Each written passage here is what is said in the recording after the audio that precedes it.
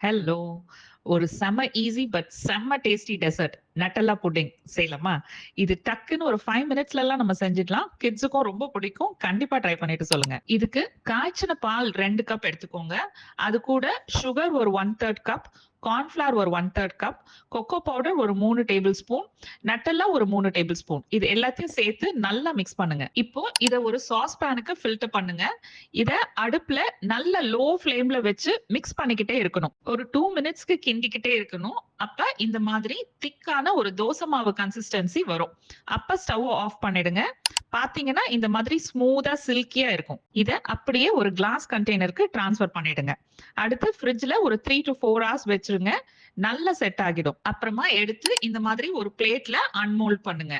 இந்த மாதிரி அழகா வந்துடும். இப்ப இது மேல கொஞ்சமா கோகோ பவுடர் டஸ்ட் பண்ணுங்க. அவ்வளோதாங்க. Super yummy Nutella pudding ready. அப்படியே இது ஸ்பூன்ல எடுத்து சாப்பிட்டு பாருங்க. வாவ்! பிளிஸ் தான் போங்க.